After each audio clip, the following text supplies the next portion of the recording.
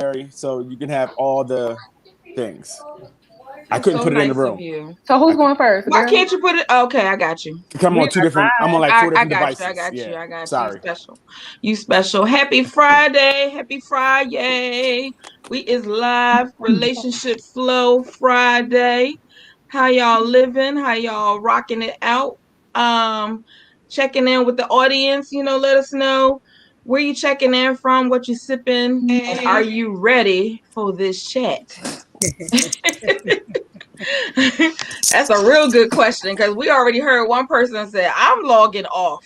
So if they act like they signal ain't clear, they was like, I ain't ready. Mm-hmm. We love them anyway. All shade, right? So Doc, how you rolling this week? I'm good. A little tired today. Been playing the grandma role over the past week that my baby's been home. So, I've been trying to help out, let my daughter get sleep, a few hours a night. So I'll take care of the baby while she gets a little bit of sleep. Okay. But it's been fun. It's man, it's been a long time. I was feeling a little rusty watching her. Like, wow, did I do this? Did I really do this? You did. We're not gonna say how many years ago, but yes, you did. Yes. But tonight I am rocking with some Riesling for this intense, interesting conversation.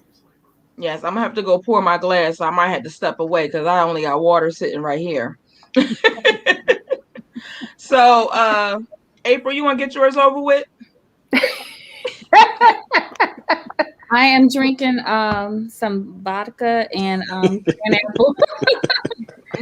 Oh, is the vodka this week again? It's a vodka again. It's a vodka. I know what type of week that's gonna be. That means we're gonna have a good one. Yeah, right. Absolutely.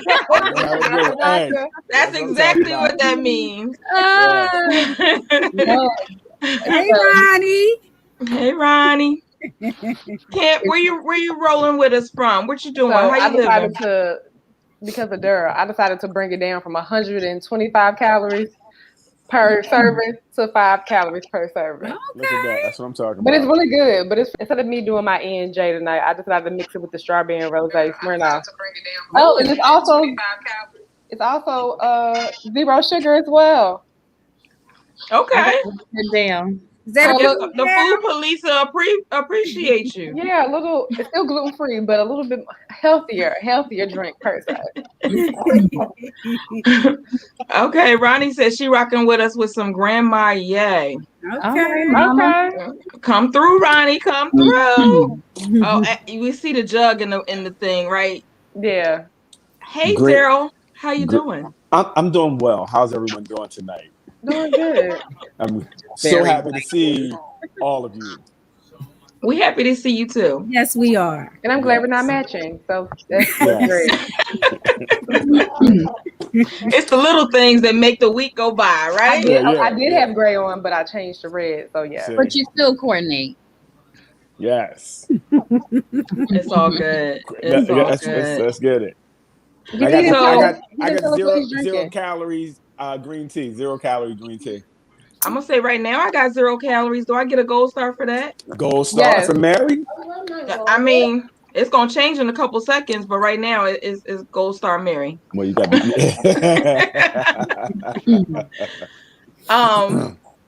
So what's the current events that we want to share? Like what, I know some people is all hype about this long weekend, which some people say every day is the long weekend. Mm-hmm. I know April has, with the little push it up. I was excited. 4-day long weekend, 4-day week. Yes. Right.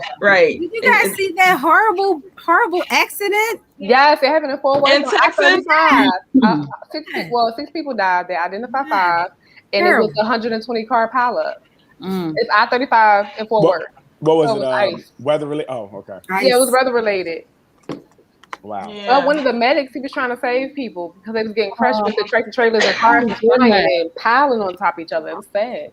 So it was I saw them like forklifting cars from the one side of the highway to the other side to remove them. I was like, this is serious. It's the ice. Like when it's icy down there, it gets serious because it really doesn't like snow. Well, it does snow in North Texas, down from Fort Worth, but with ice, it's a different beast.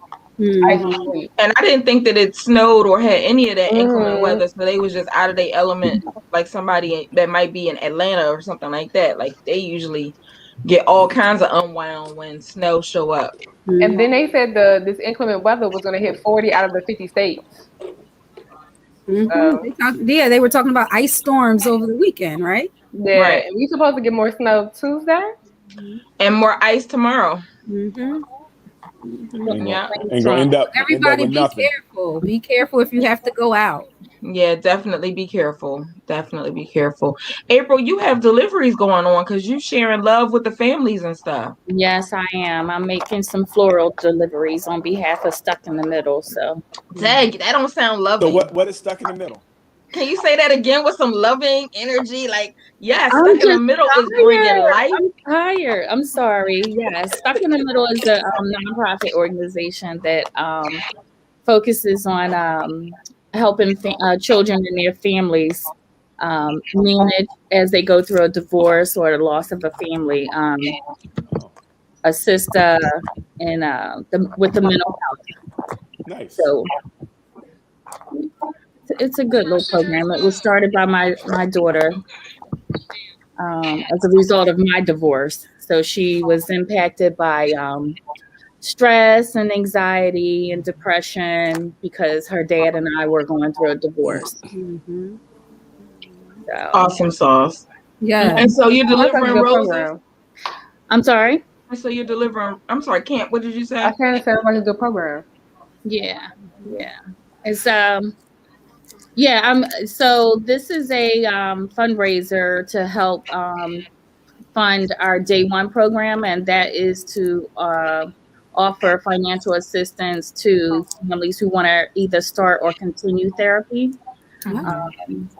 So the funds from the roses are going to go towards that program. Nice. That's awesome. Awesome. Yeah. So Daryl, did anybody come to you on Monday to your workout class and say that they needed to be skinny by the 14th? And can you help them out? That's funny. Yeah, they did. A 3-pound loss, right? They did, and I asked them, well, how long did it take you to put that weight on? But it's all about the inches, right? Not so much. It depends. Scale. Well, no, it depends on what you're looking for, right? Because scale is an indicator of losing water or fat. You know what I mean? So scale can be the barometer, but inches really are the most telling, the most accurate way of doing something. Because if you're lifting weights, you're putting muscle on, your weight may go up. So it just depends what you're looking for. Awesome. Any other current events? Thanks for that plug, Mary. You know, I'm trying to work with the You the plug. I don't know if this is a current What's the plug, Daryl? She the one she the supplier, right? So she the supplier. Yeah. She get your baskets. Well, I would say I just found out today. You know, we supposed to go back. Teachers were supposed to go back, like let's say, February 22nd, and students were supposed to go back March 1st. Got an email today saying that's not happening. They don't know when. Wow. The date. So I was just like, oh, prayers have been answered. Yeah. Definitely. I feel like they need to just scrap that whole idea altogether. Wait till September? And in the meantime, do the strategy plan of steam cleaning, reconstruction of all of the buildings, and just, wait till September. Ain't nobody trying to be in that nasty building. We've been in this this pandemic setting since March of last year. March 16th.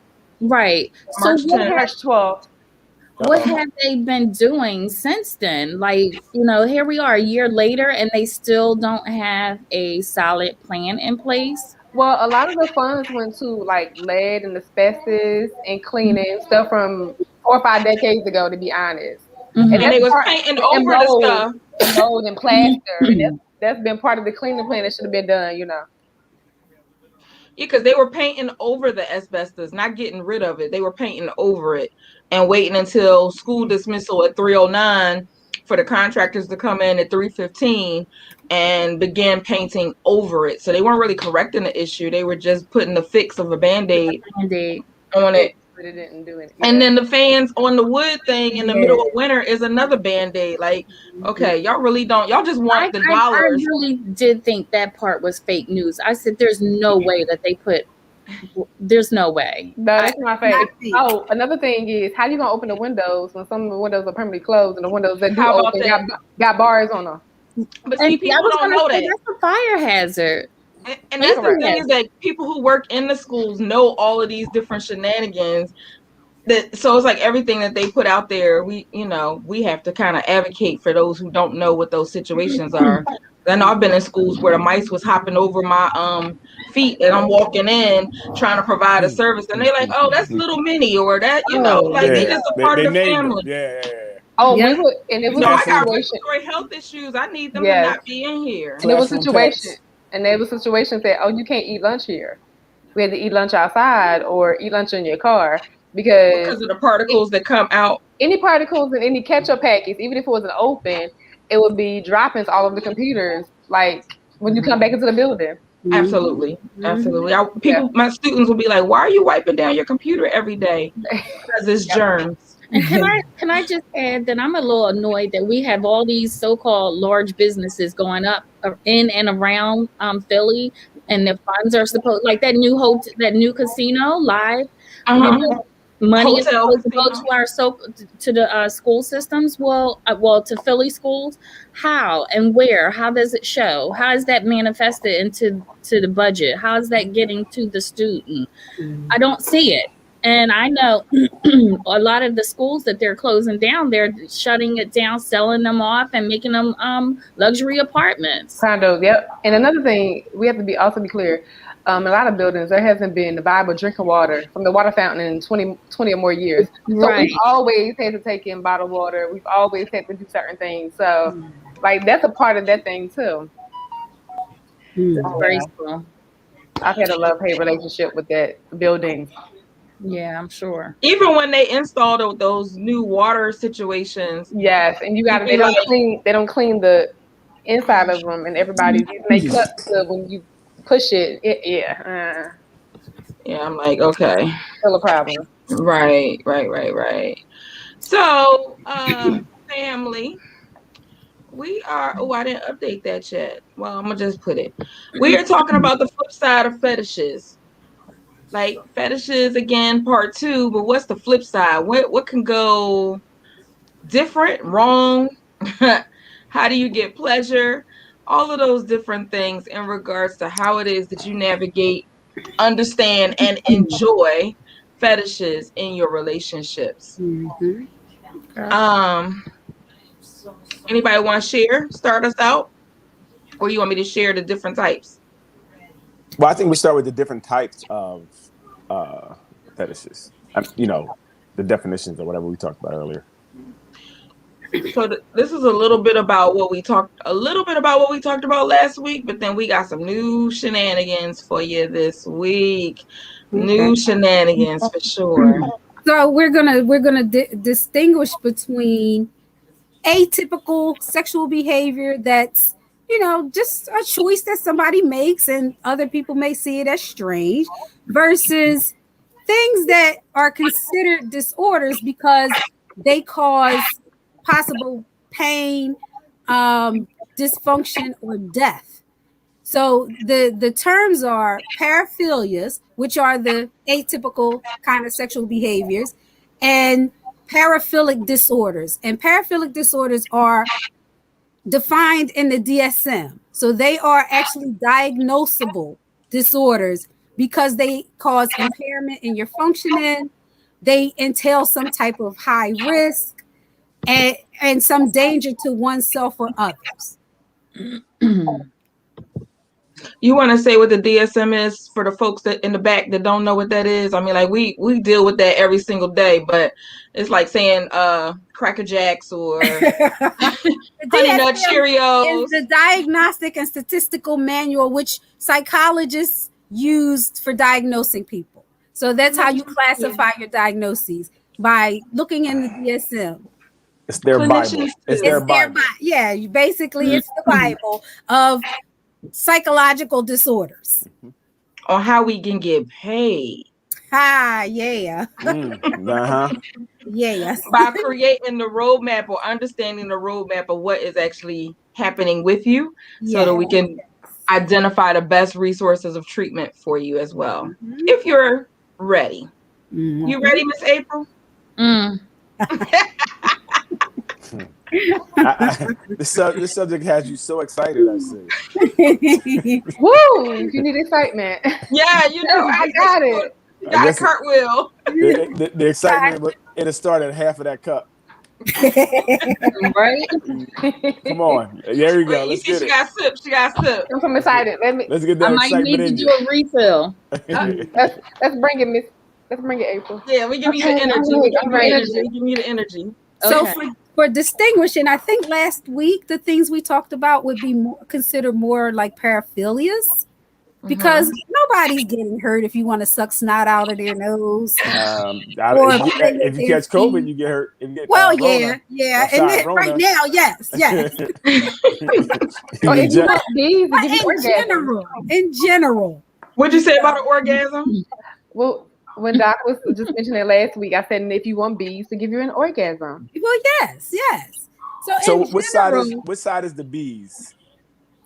The bee, if you're allergic to bees, I would think it would be a disorder because you're putting yourself at risk. That's a death sentence almost. Well, that's you know what? Wait, before we jump too much further, let me make sure I do the disclaimer I did last week that this conversation may not be PG-13 for parts of the things that we may describe this evening, which it's an adult conversation. But if you have some young, youthful, creative, want to research type ears in your room, either, I don't know, grab some headphones or something like that, you know, so that we don't influence the babies, even though they have access to all of this information on our lovely internet. But just as a disclaimer, Relationship Flow is not condoning educating the babies on things that they shouldn't be dibbling and dabbling in. Get your kids out the room, because we're going to be talking about some things, some penises, vaginas, all that type of stuff. So if you don't want your kids to be educated today and you have some conversations after this, get them out the room. Oh, Lord. Okay, let's get back to our regular schedule. We always got to have two different versions of the disclaimer. It works. But I think one of the reasons that the DSM did what it did was to kind of destigmatize the unusual sexual behaviors that aren't harmful, and so people don't feel some type of way about the stuff that they like, as long as they're not hurting themselves or someone else. So like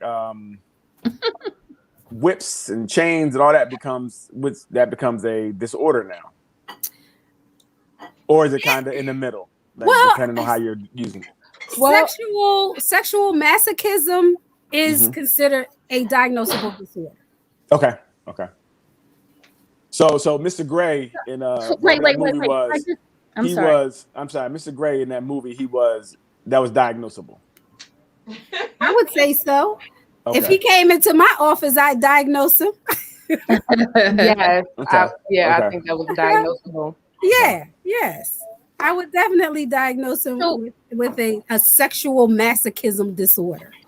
Gotcha. And what makes it diagnosable? Like how often, to the extent, Right. So if it's one time, it's just that was just more exploring. Right. Exploration 2 times. Now you have an issue. The frequency. Well, I think you have to look at the DSM criteria. It might be different for whichever disorder it is. So just like with other disorders, it might say a month of or 2 weeks of. Okay. So I don't know the actual particulars of each. Gotcha. Okay, it depends. Okay. But there are some prerequisites for you to have to hit. The main prerequisite is that it causes distress, impairment in your functioning. Okay. And it entails some type of risk of harm to yourself or someone else. Those are the prerequisites. Right. Because if you remember going back, remembering the movie, in the very beginning, the reason why he had some of these characteristics, the character, is because one of his parents' friends caused, like, basically when he was a child or a teenager, somebody that was way older. Yeah, she just showed him the ropes. Yeah, so showed him the ropes. So that was traumatic for him. So when he had real relationships, moving forward in the series, it was more so. Was it traumatic? Was he molested as a child? He didn't think it was traumatic until he remember he proposed, and then he started thinking about everything he was doing with his fiance to be wife. How it came out in his relationship, how he wanted to control her and do all these things. He didn't realize that it was actually traumatic because she brought him to that realization. Oh, okay. Because I can't remember the movie well. Right, it was the theory from the beginning. It was traumatic because so if anyone has a well, see, now it wasn't hurting him. Now, he would put other people at risk, right? So now, how does that go? Because he wasn't being hurt or harmed, right? He may have done some things to, enact pain or tie a person up or whatever the case may be, but there was no physical harm that he ever was in danger of any time. So how's that work? He would be considered sadistic, I would think, because he enjoys causing pain. Right. And the person who enjoys the pain would be the masochist. She didn't really enjoy it, but it was a contract. Oh, basically, yeah. If you think, yeah. But was it that she wasn't enjoying it, or that she was growing to understand how she can have a role in that intimacy level with her partner? So if I can remember correctly, I know the one time when he had to whip her like 5 times, she like, all right, you do it, and then she's like, I'm out. I ain't doing this. This wasn't, you feel me? Right, but she came back. Yeah, well, he's a billionaire. She didn't come back for the whip. She came back for the bread. She came back because her mind was open and she decided to. But when she decided to come back. She never really, she wanted him not to really be that way, right? She was like, I don't want to just. So she was trying to change him? Well, she wanted a regular relationship. Like, I think I can't remember everything. I don't know if he did it outside, but I know in that room, when he took in that room, like, it's like anything goes or whatever the case may be, she had to be with it. And she wanted a relationship with him with outside that room being the focal point or something like that. I can't remember. Right, but I remember when she did come back with it was for the bread. She did grow to have an understanding, and she talked about how certain things she liked. Because although she, how people say she was submissive, she was, in a way, she felt like she was still in control of the situation, and she talked about that. Oh, she wasn't submissive at all. She was in control the whole time. She controlled him. Remember, she changed. That's the whole thing of the movie. She changed who he was. Yes, but it was more than one movie. It was more. It was every movie. That's the point of it, because she got him out of whatever he was doing and made him, be different. They're like, oh, he's so different. Remember, every other girl, he controlled him. He made him crazy. One girl came back and tried to shoot him and all that. But she wasn't really. She wanted him to be different and love her for her and kind of break some of the intimacy blockers he had. That was almost a blocker for him to really get close to her. So she wanted that to get away so he can be closer to her. Okay. And then he wiped her up. Hey Trisha, hey Vivian, hey Neil, hey Sandy. Right. Dang. Run it down. Hey y'all. I mean, So, but they in here. So he would be, since he's really the person doing it. What would he be again? What would he be classified as? Oh, a masochist. I'm sorry. He's the sadist. The sadist. Okay. Yeah. Okay. Yes. Okay. Now I don't think it was all about harm. I think he's like, I think it was more about the control. Because sometimes he would tie her up. It wasn't all harm. It was he would tie her up or just do things that were he felt was sexually pleasing, and some of them she liked, like the little balls he had put up in her. She liked that. Okay. Not his balls. Not his balls. Not his balls, but the balls. Yeah, I know. Yeah, I got it. If anybody put their balls in you, let me know. That's something different. That's a new one.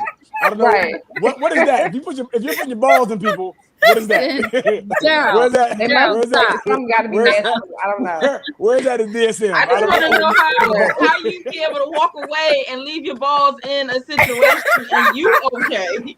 Hey, that's what I'm saying. What is that? That definitely is gonna cause harm. I mean, man, that's everything. Yeah, listen. Listen, hey, my balls too. I got you said you wanted it all. I gave You it all. lost your balls. Hey, balls deep. You know what that means? I'm really balls deep. You definitely need to put that disclaimer up. Yes. Yes. I knew it was coming. I know how we roll. Woo! Jeez, that's a new one. I know how we roll. Hey, I've been deep before. I ain't never been balls deep. Like, how deep was you? You was deep in the emotions, but not balls deep. I don't know. I wasn't balls. I don't know if I would even be comfortable. I don't know if that'd be comfortable. That might. Ooh. What? What can't? Go ahead, tell us. I ain't saying I'm good. I said, Yeah, I heard. I ain't finished it. I'm good. Oh, You're good too, as long as you're not balls deep.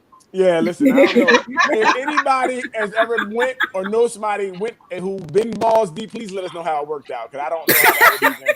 I know. I think that would have took a magic wand. It would have took a what? Nothing. Nothing. Wait a minute. So we got.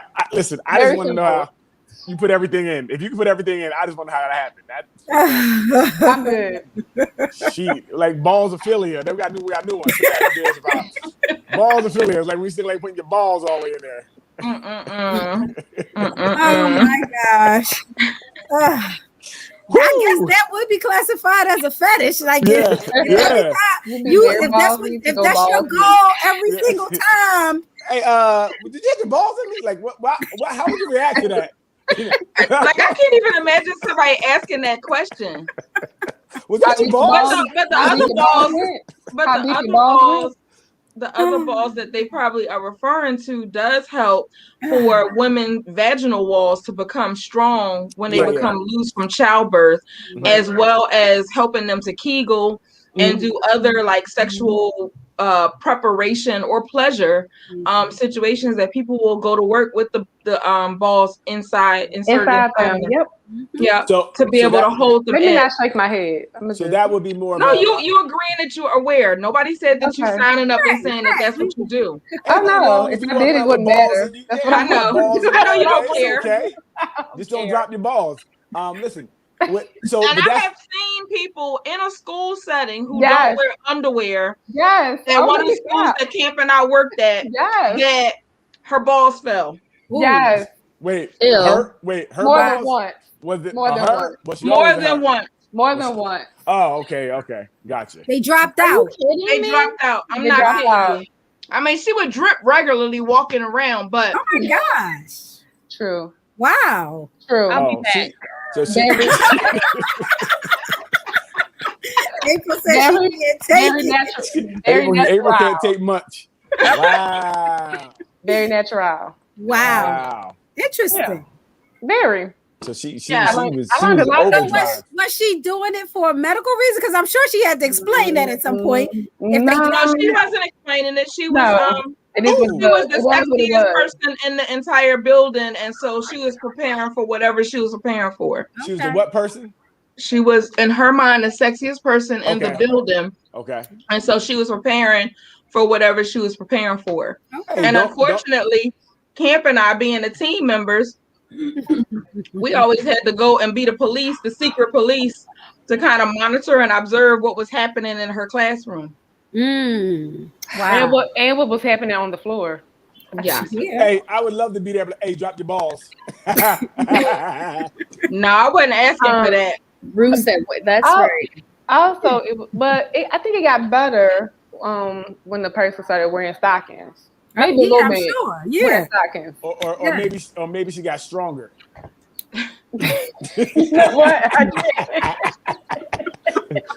That thing at that point was right. That thing was strong.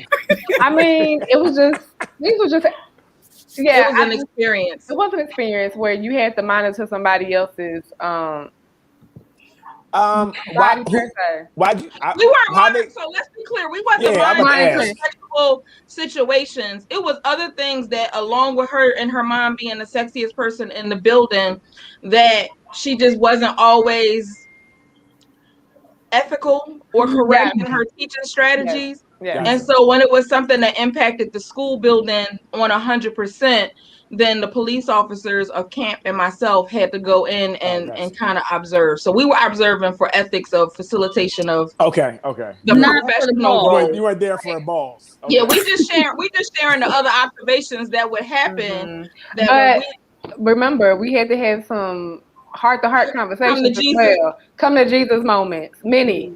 Yes. Wow. Yeah. I just want to know who picked them up. She did. Yeah, and put it right back in. Oh, I'm sorry. I mean, well, the kids, And that was the kids was fascinated when they would fall because they're fourth graders, so they're emerging. They're emerging into, you know. Oh, as a young boy, I'd have went crazy in there. I'd have been wearing cologne to the classroom and everything. I think at the time also I had to go to Mary and have a conversation because I was traumatized at first. I was like, what's going on? I had never heard of this. Fourth graders. That's terrible. Well, I mean, just tell her, like, look, get your coochie tight. You can't be just dropping balls out. That's what she was working on, so she could drop it like it's hot. Well, she was dropping it in school like it's cold. Like that's she was getting ready for when she could drop it like it's hot in other places. I mean, I like her dedication. Let's be positive about this. She was dedicated. No, definitely dedicated. People have to really be dedicated to definitely a follow through. No, there was definitely had follow through. And that's good. Lordy. So many layers. Walking in the mall, like, hey man, you dropped your balls. I just remember, I try to separate that part in making sure I don't take things to school or work with me. Yeah, so you gotta watch out for them teachers. I mean, teachers are people too. Of course, they're a little freaky. They freaky. They need to be stimulated. Like I said, had that remote control in the while you know at work or whatever. Some people really thrive off of that, like being able to know that it's already in the prepared position, and all they got to do is hit that remote control to get that 3-minute fix. Hit the button. Hit the button. Hitting the button. Wow. Yeah, I just remember. You just got to be careful about that stuff. That's all. Yeah, I think that's crazy if you lose your balls. If you can't hold them, you need to relax. Don't be out in public with them. It's leaving Pac-Man pellets all over the school. And the principal that we had, he was phenomenal in his own way. But it was like, Mary, okay, I need a session. You need to tell me what words it is that I can say to be able to correct or talk to her or have you present in the room. So it was like I was in the room for a lot of conversations that wasn't really related to. That's a conversation that could easily get him in trouble. Oh, 360, Definitely. yes. Oh, you was worried about my balls? I'm telling you. I'm uncomfortable. You were worried about my balls. I mean, your balls has impacted your success in the classroom, so I need to understand. I hear you. That 180 turn on you real quick. I'd be like, it was definitely. I'd act like I don't see him. She'd drop right in front of me, like, I'd be like, you lost your accessories. What'd you say, Daryl? What? Yeah. You call me? I ain't see nothing. It was an interesting year. It was an interesting year. It sounds like it. Is she still there? She's not there because that school is no longer in existence, but she is still in a school. We don't know she even really existed. We just made this up. Right? We just made it up. Yeah, I'm gonna go with Daryl's situation. We just made it up. It could be somebody like this. We're just saying somebody could be like this. Good. I mean, because we all got here by the fact that we were educating and sharing that sometimes people utilize the balls to strengthen their vaginal walls. So that's how we got to that loophole of the situation that Camp and I experienced. So yeah. Okay. That's what's up. That's what's up. Yeah. Anybody out here hold balls when they walk around? Let it go. They ain't walking around with the balls, nah. Okay. That's right, Trisha. That's what I'm thinking. After hours. But you gotta tighten it up. No, when she got off. And then, when she got off, it was after hours. Yes. So you want to have to be ready. Yeah, she had that thing nice and ready. You feel me? Not in front of my fourth grader. You don't know. Hey, listen. He need education. Don't know. He's getting educated different ways. Real life education. I don't think so. Real life. I need to go back to the middle schools. I think I went to the middle schools after that. Like, okay, this K through 4 life. We both actually it was a K through 8 life, but the K through 4, I was like, I can't. We're done. Yeah, I'm done. Anywho. So one of the disorders that I brought up last week was the autoerotic asphyxiation. Okay. It is considered a sexual masochism disorder. And just to give you a little bit of statistics, 1 to 5% of the U.S. folks enjoy doing this. Okay. The problem is that somewhere between 250 to 1,000 people die each year doing this. Wow. Yeah. And it's considered one of the most dangerous conditions associated with the sexual masochism disorder, because what you're doing is depleting your oxygen level for sexual enhancement or arousal. So people do this by self-strangulation, hanging themselves, suffocation. They might put a bag over their head. Why would they leave me alone? Okay, I'm sorry. What? I'm sorry. They might use gases or wait, they might use gas. They leave the car running. How? Yeah, gases or other kind of solvents that kind of get you dizzy and take and depletes your oxygen level. Oh, wow. One thing I thought about when I was researching this, do you guys ever remember kids? Yes. This thing when you were kids where you would tell your friends to breathe really hard, then you stand against the wall and press against their chest and watch them pass out. Yes. I've seen people do that when I was a teenager. I never did it or let anybody do it to me, but I saw people do it.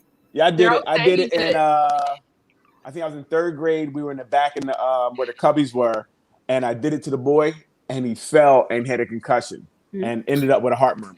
Oh, jeez. Yeah, goodness gracious, Daryl.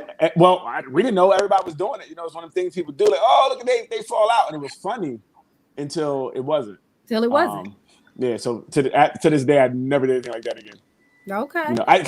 You know, at that age, I didn't really know what I was doing. You don't know they're stopping their heart. Right. You don't know. You see the person fall out, and it was funny for other kids. You know, just lucky me, I had the kid who fell and hit his head and got concussion and had a heart murmur. And somebody doing that, imagine somebody doing that in the 3rd grade and they get sexually aroused. Well, yeah, and that's how they find out. Absolutely. That's how these fed it. And I think that people try to act like they don't think that children young have sexual interaction or things or stuff. But they do. I mean, especially boys every morning when they wake up, for sure. Girl, when every morning I wake up. And it's for as infants. Strong. I can't with you, Daryl. But a lot of, the people that do this, they usually have some type of safety measure in place. Like if it's a couple, then there's a safe word. The people who do this by themselves, they usually set up something. You know, like if you're gonna hang yourself, you might be on a chair where you just lift your legs up so that you kind of choke yourself a little bit. But the problem is, you lose enough oxygen, you pass out and you die. Yeah, right. Because you never get your feet back on the floor. You never get your feet back on the chair. Yeah.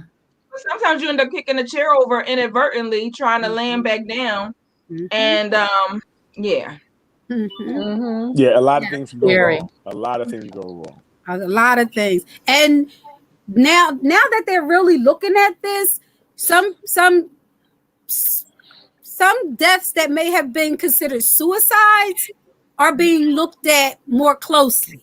Gotcha. As a possible autoerotic asphyxiation death. Yeah. So that it's very dangerous, but for some reason people are willing to take that chance because like the sexual pleasure is just more or less of a worry than what they think they're going to get out of it. And it's like it's some kind of adrenaline rush and gratification that they're getting that they haven't been able to replace in another situation. And so because situation. in another safe situation, and it's like because they haven't, it's almost like an addict trying to get that next fix. Yep. If they can't replace it and put it in any other way that they interact with the world or with people, then they got to go ahead and take that risk again and just be like, okay, here we go. Well, I mean, you like what you like. Yeah, you like what you like. And I mean, if you don't die, you still run the risk of a serious brain injury. Yeah, being a vegetable because you like brain dead or being stuck in a coma of some type. Or how about neck injuries? Are there like, maybe fracturing the throat or crushing the throat or something like that? I'm sure there are. Crushing your larynx and yeah. I'm sure there are. And how do you explain that when you go to the ER? They know. They know. They know. They didn't see it before. Yeah. But what about if it's somebody who's not comfortable with their own sexual intimacy and have intimacy blockers, and they're your practitioner and you're explaining all of this and they're blocked on really even hearing and guiding you through? It kind of show a job for us, Doc, that to work in the emergency rooms to kind of educate people around this whole thing of what some of these behaviors are, what people are bringing into the ER. Yeah. That's a nice little niche. It's a nice little niche. Nice little niche. I had to make sure I share it with my sex educator crew when I see them next week. I see burns on your neck, little impressions. We know what you were doing. You want to talk about it? If you're ready to bust it wide open. She said if you're ready to bust it wide open, then it's a good niche, yeah. And one study that I was looking at, they found that asphyxiophilia is often accompanied by other paraphilias like bondage, or people use props and stuff like gas mask or pain stimulating kinds of things. They might use pornographic material while they're doing it, inhaling solvents or anesthetics, stuff like that. So if they might have on a gas mask or a diving mask or something that could contain the gas. Wow. Like a scuba diving, yeah. I mean, I farted and put her head under the covers and held it.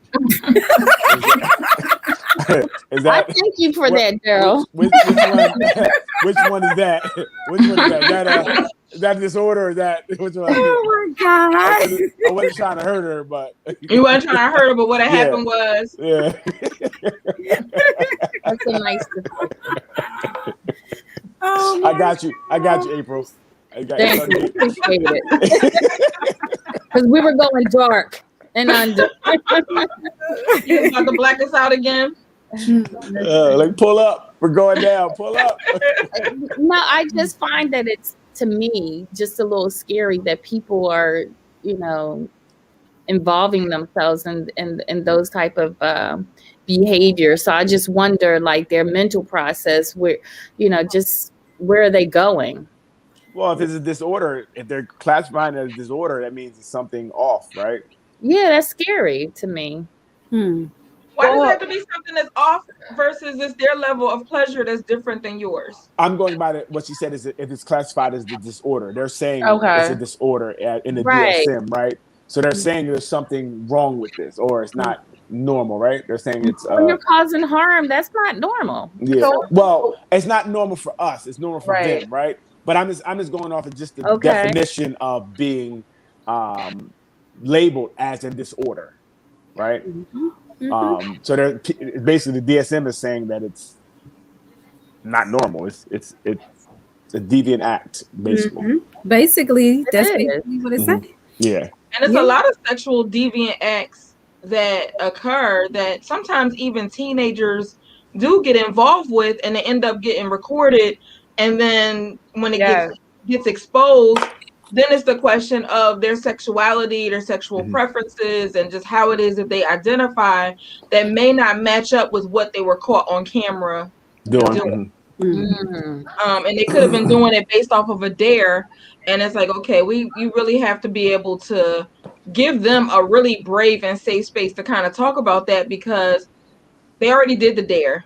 and it's already recorded. That's why I don't do, Well, and I don't sometimes, do dares.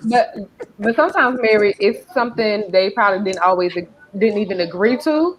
It's just in the process of whatever was going on, other things happen, and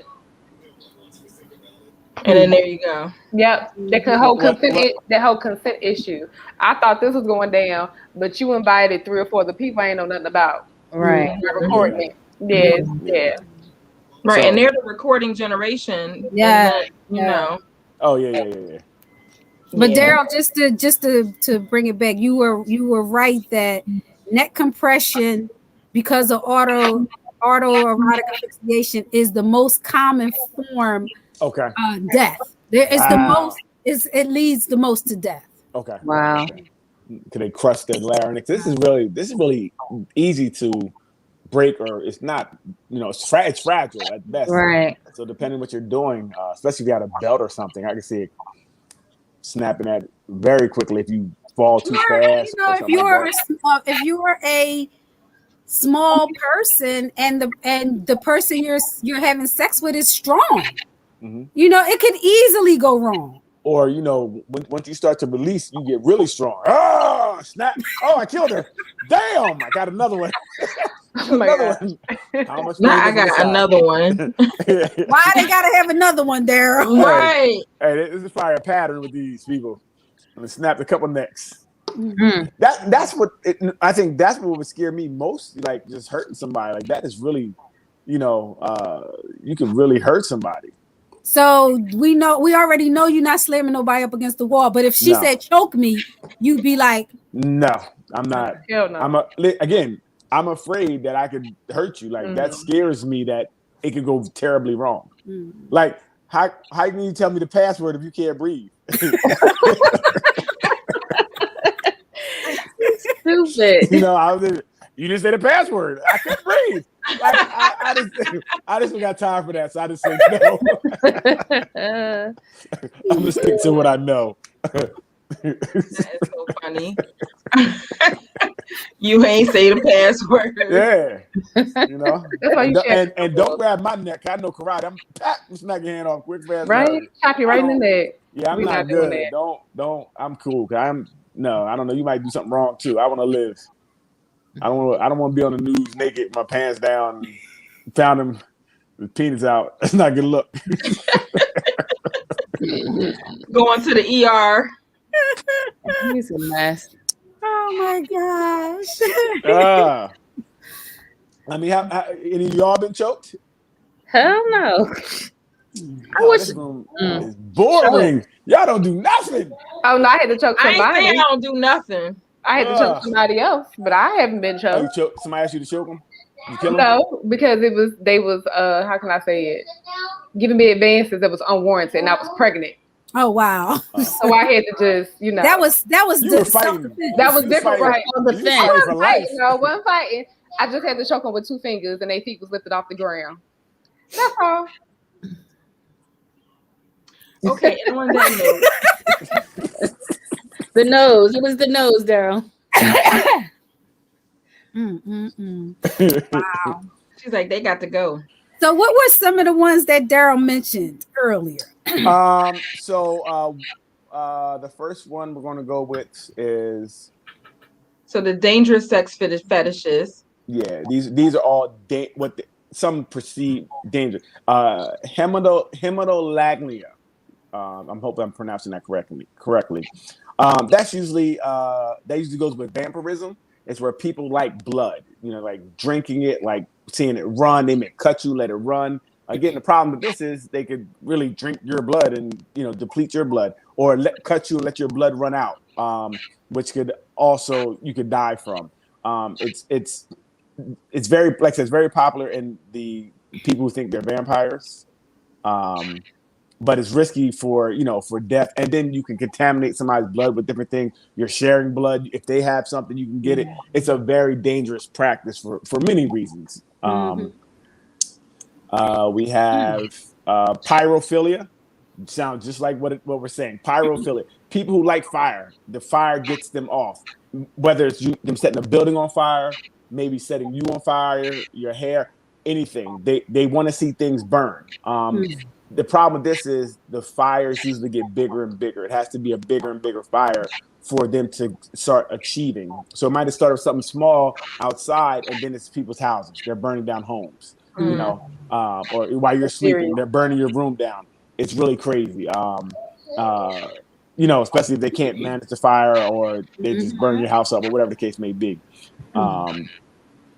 Another one. So it's like a drug addiction where you need more and more. Yes, the fire has to become bigger and bigger. Now they're out setting. They say even as far as like forest fires, they're going to a forest. If that fire is burning, then they're watching it on TV, like, ooh, that whole forest. You know. Oh my gosh! And if it's going on for days, then they're just having an orgy with that. Day 7. I'm sorry. I'm trying not to laugh, but it was just too much. Yeah. That's why it becomes dangerous in itself, because that's definitely a mental disorder, because that fire, you're just setting fires anywhere to meet this need. You know, this one is kind of what goes with camps from last week. The bees is Formicophilia. That's where you like things crawling on and nibbling on you. Ants, any type of bug, leeches, anything. Yeah, you want it to crawl on you, want it to bite on you, and like so. The same thing. If you can have allergic reaction to these bee bites, stings, or you can get some like leeches. You can get some type of blood infections. You know, it's a lot of stuff that can happen from that, which is really dangerous. Amorishi. This is a Japanese. It's mostly in the Japanese culture. Other people have adopted it, but it's where you like having a full bladder and then having sex with a full bladder. Now, it's not about you expelling the bladder. The bladder has to be extremely full. I mean, like almost about to burst. The problem with that is you're holding your pee all day. Like you will hold your pee all day, drink all day, full bladder, have sex.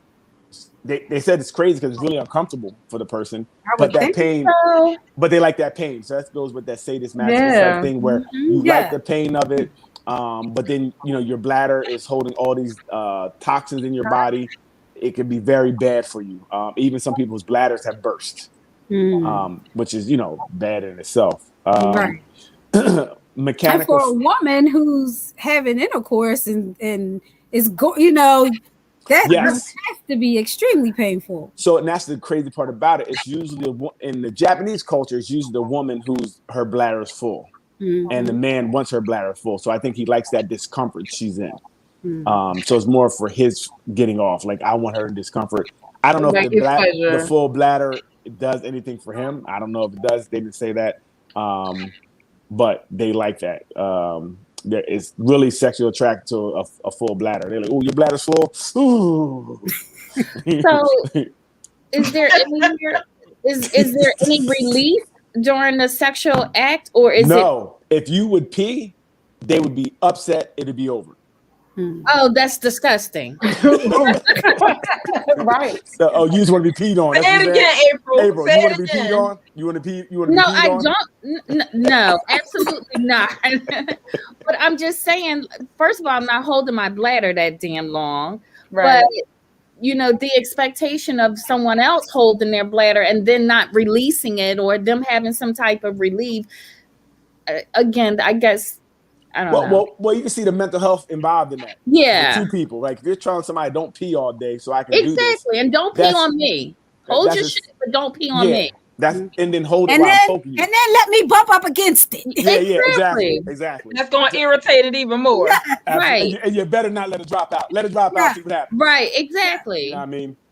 So you're going to have to kill me. They may when your bladder bursts. I'm sorry, he might have to pee on. Or that infection you get. That infection you get. Yeah, that's what I was going to say. Infection on infection. Mechanical philia. That's when people have this attraction to any type of mechanical object. As big as roller coasters, a woman was in love with a roller coaster. She would lay under it. When it vibrate, that would get her off. They said vacuum cleaners. It could be just about any objects. That's mechanical. That's running. Yeah, but they could be unclean, sharp objects, anything. So it could be a knife. So it could be this could be really unsafe, contingent upon what the object is. Okay. And we talked a little bit about the vacuum cleaner and how dangerous that could be for men. Yeah, for men. So they a lot of men will use a vacuum cleaner, the hose part. They'll insert their penis in and turn it on. And some penises have been detached. They said the hospitals have seen a lot of that, where the people come in where it's either detached or maybe stuck on there, and they got to help them get it off. The hose isn't the diameter. Never mind. Yeah. Oh God! What about the diameter? Never mind. It depends, April. It depends. Never mind. No, That's why it's different sizes for everything. Sometimes I'm sorry, Mary. That's why it's different sizes for everything. Yeah. For the suction. Yeah. So that's crazy. Hybristophilia. Now this is anyone who they're attracted to people who commit like gruesome murders or crimes or rapes. These are the women you see go down to the jailhouse and they marry these men who killed 17 people. That man, if he ever gets out and kills them too. Like it's just, or anybody who does these like if somebody in your neighborhood was that person you knew, they'd be attracted to him, because he's killer and they'll probably end up dead themselves. We see that all the time though with these killers with these really big fan clubs. Mm-hmm. Yes. So now, and then they do have people who are under the same title, his Hybristophilia, who actually get off on doing the killings. They grow to like to do the killings, the murders, the robberies, these heinous crimes. They like doing it. This sounds like this sounds like Law and Order SVU. Absolutely. Right? This would be a lot of people on that. Well, not if it was a mistake. Like these people, this is what they do. They go around on purpose, looking to kill and get off on, whatever the person they murdered. And once they murder,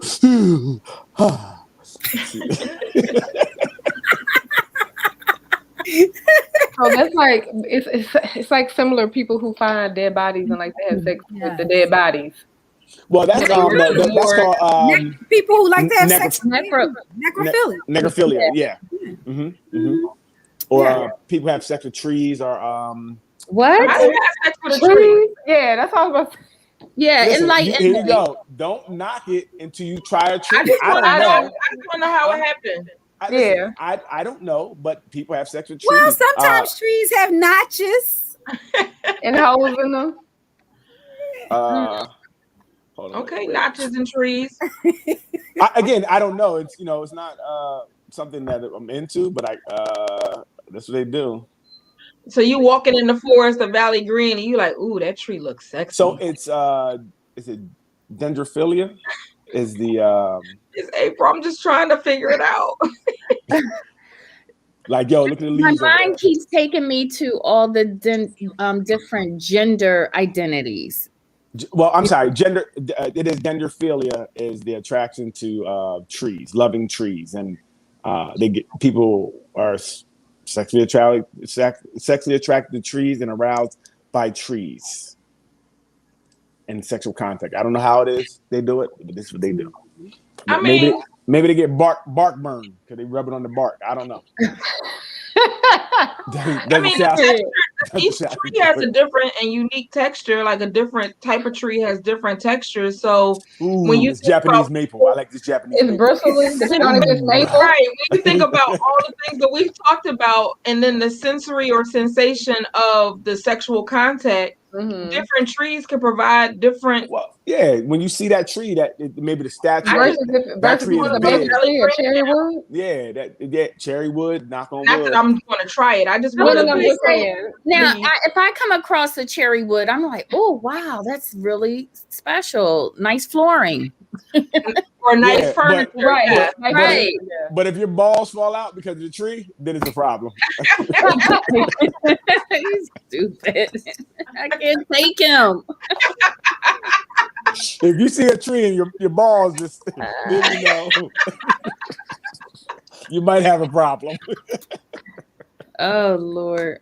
So if you really are into one of these dangerous things, how do you explain that to a new lover? Exactly. You do. How do you gain Well, consent? they have to, because again, it depends on the person. Like I said, in my situation, the girl told me up front that she wanted to be thrown into a wall, right? So some people can express what they want, right? Some people will tell you, like, hey, listen, I like you to, you know, and again, it might be starting baby steps. You might be groomed. Hey, pull my hair, right? Then well, grab me by my neck a little bit. You know, it can groom you into it as well. You know, these things may be baby steps. They might not come out from the beginning and say, you know, I want to drop an elbow on your neck. It might be little taps on your throat first. And then one day, ooh. Or you go to places, or you know, websites or dating sites or groups for people who like what you like. Oh, got you. Right. Yes. You look for that kind of person. With that sexual pervert. Got you. Even the newspaper ads. Right.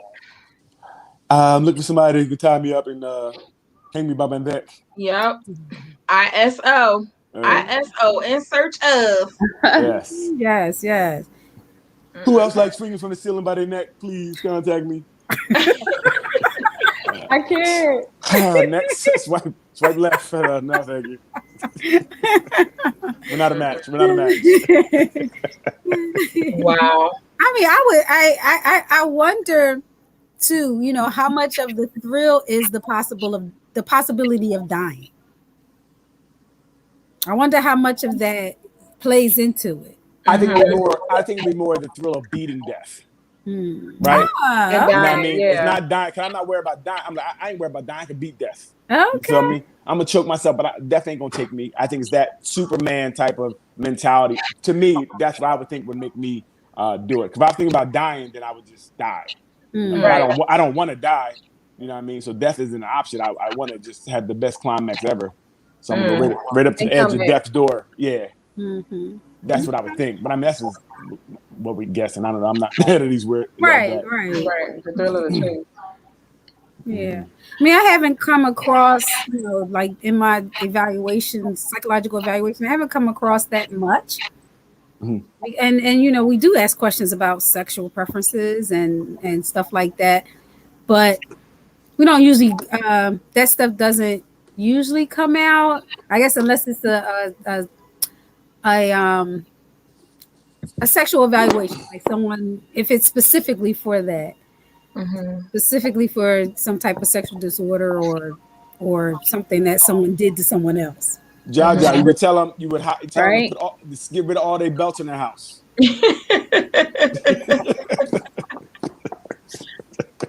I have a situation where I'm supervising or providing support to a colleague around a client who is of a high professional status.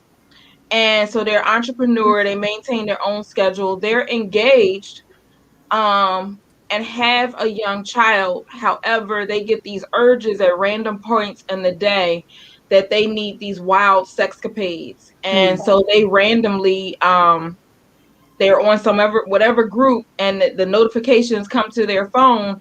And if the person fits something that they're interested in to doing, that may even be in some of these dangerous sex fetishes or just something that their fiance won't do, they leave their professional job to go handle this fix, and will drive as far as they need to drive to make sure that they get this fix, and then come back and they're like satisfied. Like, that's the thrill. Okay. And so even though they're engaged, they're still engaging in these type of situations, because that's the way that they feel gratified. They don't feel that they can share it with their partner. Okay. And I think that's part of the problem. A lot of times these people hide that part of themselves because they want to be in a quote unquote normal relationship. Yeah, But you know, they also have these desires. yeah, these negative stigma we put on things make people hide things, right?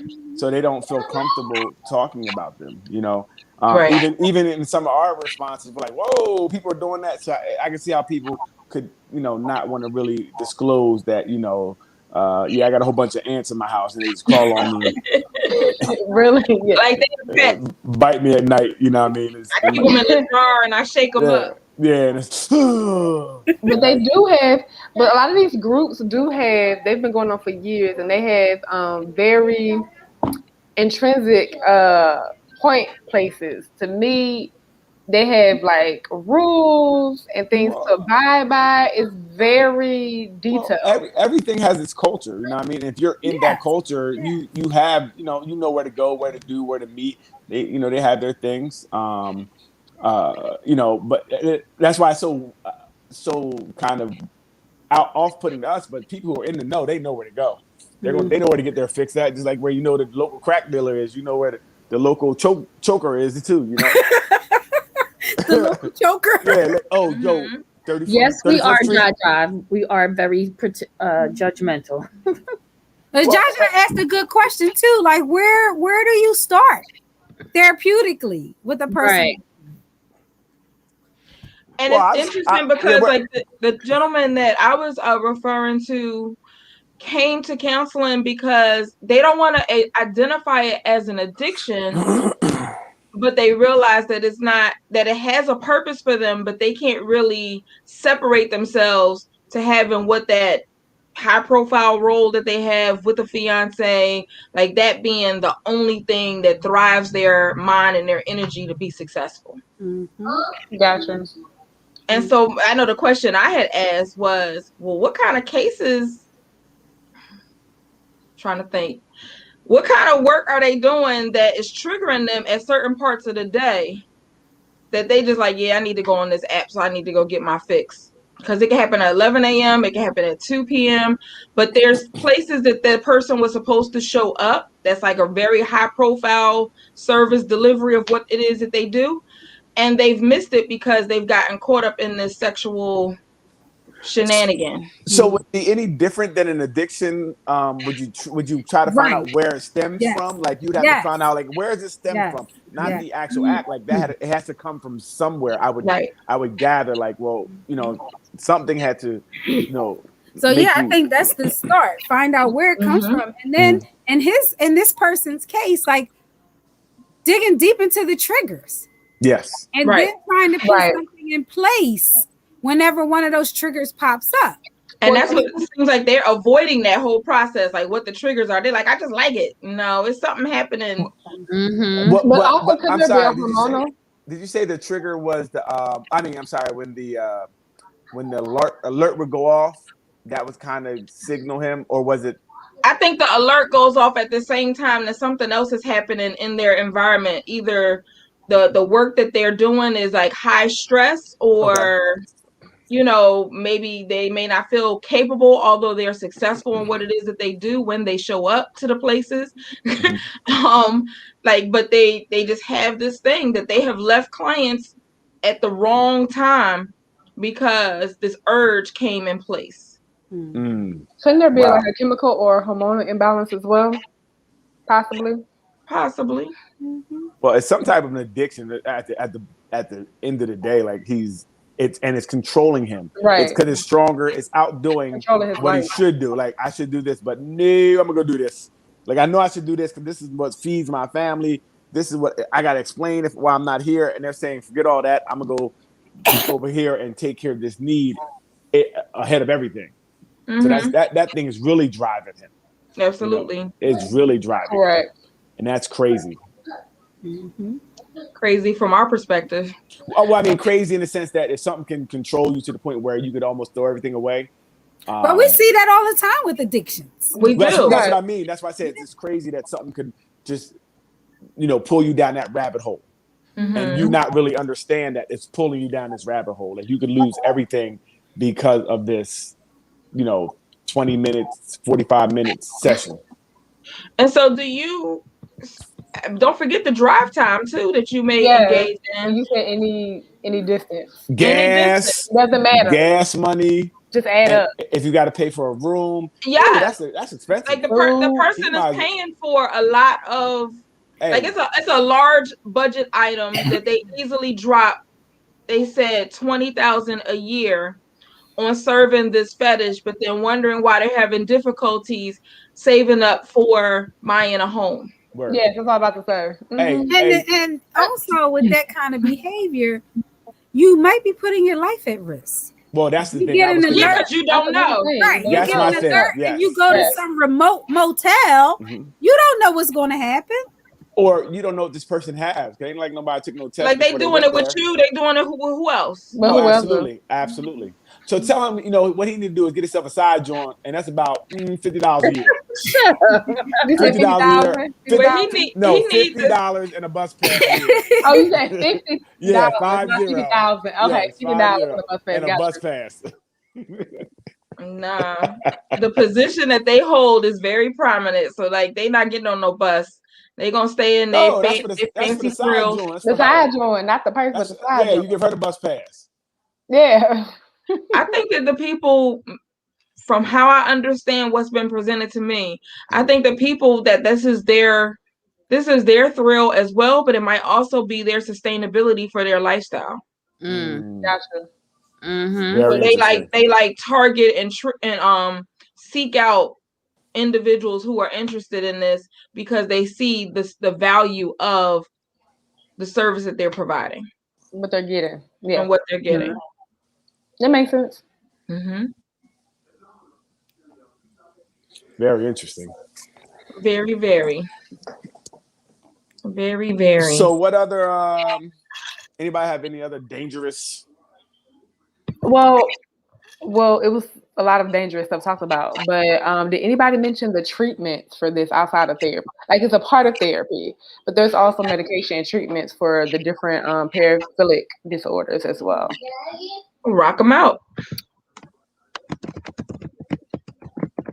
So there's synthetic steroids. So the different type of treatments, paraphilic disorders, synthetic steroids, but it suppresses some of the effects. It suppresses the sex drive, reduction of intensity and frequency of sexual urges. There's also these inhibitions, like your serotonin. You know how you feel doing this, but it impairs the libido, arousal, orgasm, reduces the obsessiveness, and reduces like the fantasy and behaviors that may just come up. It makes a boring person. Based on the triggers. Say it again. Damn, it just makes a boring person. It's just turning you off. It kind of gives you that you just zombie like basically. Yeah, you ain't versus all the stuff that they listen. If I wake up and my thing don't wake up, we gonna have problems. I'm off this medicine immediately. Gotcha. I don't need this. They also do psychotherapy. So and it's a lot of like drugs.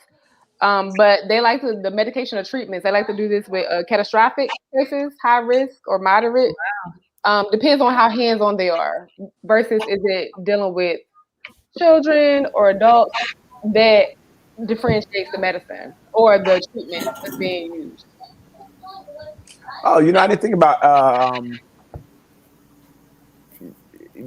like children who get into this type of stuff. Right. If they're doing auto fix erotic, whatever it is. I don't know. I can't say it. The one Doc did, that one. The one Doc did. But Daryl, like what you said in third grade, doing that little chest compression thing. Yeah. That didn't make my penis hard though. He just fell out. I was good. I was like, no, I didn't do that. I said, this is crazy. I'm scared. He fell out. We actually left him in the room. We left the room and we left him there. And the teacher found him. Oh my God. You don't know how scary it was. He fell out. He was out. Oh my gosh. And we was like, well, thank God for an attentive teacher. We went down and sat at our desk. Terrible. Thank God you had an attentive teacher. Right, for real. But I mean, I guess you couldn't expect anything less from third graders. Yeah, absolutely. We did not know. Anything more from third graders. Yeah, we didn't know. Kids. But listen, he fell out. He was asleep. What can I do? I had a pillow or a blanket, so he's gonna set out. Daryl wake said, up. I want to see a dead body. We went. I sat down. I was so studious. I was at my desk like. Like it wasn't me. It wasn't me. I promise you, it wasn't me. Where is that young man today? I don't know. Nerd anyway. I don't know who he was. I know he told on us. Good. As he should have. I was passed out in the coat room. Thank you. Okay. I was they hoping left he didn't me remember. for dead. They left me for dead. Listen. I was hoping he didn't remember. And then they didn't. Badass Daryl. Listen. I was just trying something out. Badass Daryl. I was bad in school, but oh well, it happens. See? But I had issues. He in the third grade killing people. I was undiagnosed for all these years until high school. So oh really? Okay. Yes, that's what happened. So I had to act out. Sticking to it. I had to act out to hide my I was dyslexic, so I had to act out to hide it. You know, when you can't read and it's your turn coming up, and you know it's your turn. Oh, you gonna act the fool? Dyslexia doesn't act the fool, not the read. So I'm like, hey, damn! I mean, I used to act the fool and I could read. Yeah. So and then that just became a that just became me. I just became the class clown because I'd rather have people laugh with me than at me because I can't read. The cat. Yeah, I wasn't doing that. I wasn't. Nah. No. Nah, they used to just send me to my mother's room. Oh yeah. She was in the school. Well, my mom was a teacher, so I acted in school and I made straight A's. They was like, go on a field trip with your mom. You're not gonna be in my class today. We don't do the bulletin board in the hallway and tell your mom that we sent you to run these errands because you're not. You made straight A's. I made straight A's. Yeah, I was on honor society. So what are we talking about? What are we talking about? You said you couldn't. I was just saying. We don't want to talk about your little expert. You had straight A's. We ain't talking about that. We're talking about kids who didn't have straight A's. We had kids who didn't have straight A's. Okay, we're talking the bad kids. You can make straight A's and still be bad. No, you weren't. You had to pay attention. You had to pay attention somewhat. You can. You can disrupt the whole classroom. Yep, and get them off task, and you still rock out that A. My issue was when the teacher was teaching, I didn't feel like she was teaching it right to how my friends could learn so we could hang out. So I would go up to the board and be like, oh, there's other ways to do that. But she was like, I'm teaching it this way. Well, there's 3 ways. These other ways are not wrong. You just don't teach effectively. You were just rude, and I would have kicked you out of my class. I did get kicked out. So. please leave. That makes me think about how after the teacher would teach, I would say, she'd be like, okay, start your work. And I'm like, oh, they starting their work now? Okay, great. Then she would go to her desk and I would go around and act like I was checking on them to make sure that they was doing it right. Yep. But when you walk around the desk, I would be like, let me give you this answer so we can just chill and talk the rest of the class. Oh, yeah. I would bang you then. I'd be like, come on over here, Camp. What's the answer? But my issue is I had hustles. I was selling candy. I went to lunch with the teacher, so I would have my fee on top of the food fee because I had to make money too. And I ain't give up no money to my mom. She spent her gas and her time, and I was just like, this is my money. I hit the candy store on my way to school, so I had the whole bag of candy to sell. Mm-hmm. All I know was when my mom got promoted to middle school, I got promoted to middle school. And I'm like, I'm going to school where you work at. She was like, nah, player. You going to school in the hood, and you just, I got to put you somewhere where you ain't got time to do all this stuff you've been doing for years. You can't be with me. Mm-mm. Yes, Miss Ruth. Yes, I'm like, that's why those special students come and sit right next to me. I'll be like, oh no, as a therapist, I'll be like, I already know what you're doing. All right, and they love you, Mary. Be all around my desk. I'll be like, your therapist sit over there. Why you come here? They always come to my area. Mm-hmm. Anyway, we digress. So how do you? I mean, we talked a little bit about how do you tell someone that you have these issues or you have these desires, but how do you support someone that has this? I know April says she's not dealing with it. Well, there you go. Thank you. You can see that. That's so evident. Well, She's like, where's the comedy at? Yeah, support. You support only you can if someone you only can support it if I don't know. It's tough because if it's not for you, then how could you support it? Right. You know, if I don't want to get choked, I can't be like, well, let's compromise. No. I'll let you put your arm on my, I'll let you put your arm across my neck, but you can't really like it ain't no compromise. You can't. But when you say support, do you mean like you staying with them type of support and still supporting them, or you not with them as a friend, but you're supporting? What if it's someone you're in a relationship with and this comes out? Yeah, but if you can't satisfy the person, then what are you doing? Like, because obviously that can't last, right? If this is what they need and you can't provide that, I don't know how you can support that. Unless you're like, well, you can go have another person choke. That's no way to support it. Together. You just have a side joint. You know, we have an entrapment, entanglement. You know what I mean? But other than that, I can't see how you support. Or we have you have a throuple. I don't know. What I mean?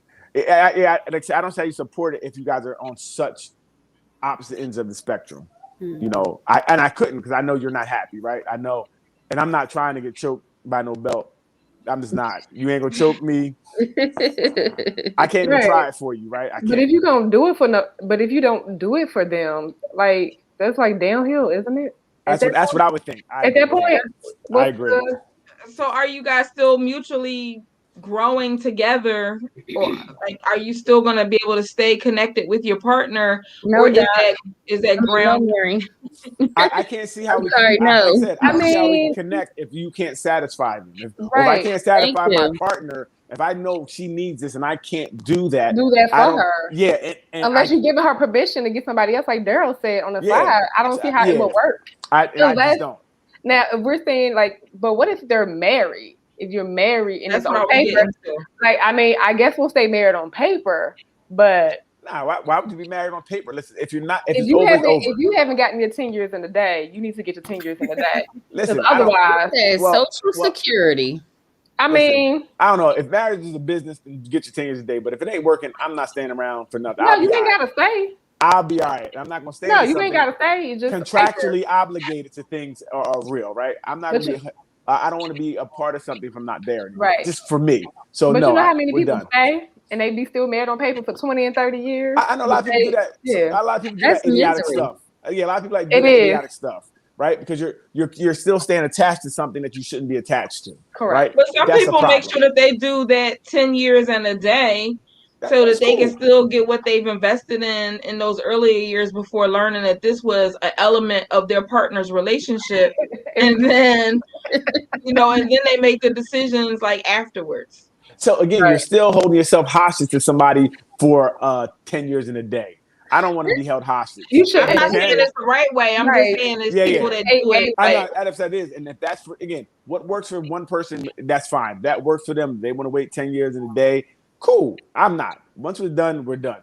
Deuces. But if I don't do it for you, then what? I don't have no recourse if I'm not doing it for you. It's just I wouldn't. And for me, I would want to make sure I can satisfy, especially if you're married. I want to be able to satisfy her fully because at the end of the day, if she's not satisfied fully, if there's room for something else, she'll go find it. Right. All right. So are you saying that there's no room, not necessarily for you per se, but do you think that there's no room for the exotic partner that has these different preferences to be able to slowly groom and educate you so that we can engage in these things together so I don't have to go outside the relationship? It depends what it is, right? Yeah, like you said, if we're talking about a belt around my neck, I'm never doing that. No, I know the statistics. Doc just told us the statistics on that. It's not good. Right. That's not something to groom for. Nor do I want to be a vegetable because I did it wrong. Up in the hospital just living, the quality of life is tremendously going down. And guess what? Now she got some house that like choking her. 0. Now she got what she wants. She got a nigga choking her, right? And I'm up here. You a vegetable. I'm drooling, and she ain't come to see me in a year. I'm good. Okay? I'm good. So it depends what it is, I'm dead. The other person is collecting the insurance policy. Yeah, see? Right. So it really would depend on what it was, right? I think. So we're not going to say across the board, but something like that I think is one of these real, like, you're not drinking my blood. Guess what? We're not doing that. You're not going to introduce me. You're not going to groom me into that. I think some of the more dangerous ones we're not doing. There may be some we might do, But we'd have to talk about it. And so you might get bit by a couple ants, but no, I'm not getting bit by a couple of ants either. I'm just not ants. sorry. Like we lost ants, they all in the house. Now we got an ant problem. Okay, we got an ant infestation in the house and termites now because we wouldn't have these damn ants. Yeah, you wouldn't have ants everywhere. We can't do that either. You know, I just that wouldn't really do it for me either, right? But I would even think about if somebody's trying to groom somebody, they may lose patience in the process anyway. If they lose patience and you it depends on how committed they are. Like if they really want to see you at this aspect of who they are in a relationship, then the commitment, it depends on their level of commitment. Yes. I get it. And like I said, it really depends what it is. There are some things that you may eventually could do on what I would but it just depends what they are. I don't know what we talked about. None of the stuff we talked about, I think I would do. I don't know. I ain't heard. But you said that last week, and then we got into the green room. And you was like, okay, I wasn't talking about this. Well, he said it wasn't clarified. What I said was, you ain't putting nothing in my butt, but you can lick my butt. See, that's what I said. Okay? Eat these groceries all day. Okay? Eat the groceries. Woo woo woo! Oh wow! Woo woo woo woo! Okay, that's what I said. Yeah, he did say that. I mean, you said it behind closed doors. I was like, I didn't send it out to everybody. I didn't say it because when we talked about it, I thought we were talking about penetration. Like I'm not, you ain't putting nothing in my butt. You ain't gonna groom me into that. You ain't gonna talk me into that. But if you want to eat the groceries, go ahead, eat the groceries. Have at it. Oh my gosh. Oh my gosh. But I think that Daryl makes an important point though, because for some people, they may eventually come around to doing something depending on what it is and how much they care about their partner and how open they might be to some experimentation. Yeah, because even with the groceries, everybody ain't with the groceries. Absolutely. That's true. Everybody Absolutely. With it. Absolutely. Yeah. You just got to keep pushing the head down. Just keep pushing it down. Go down past the balls. Go past the balls. Keep going. Yeah. Go past that line. And she looked up. She'll look up like he's like. I mean, just have her lift him up. That's aggressive, Daryl. Just have her lift him up. It's a guiding hand. It's a guiding hand. That's an aggressive guiding hand. It's a hand with love. That ain't love if you forcing me.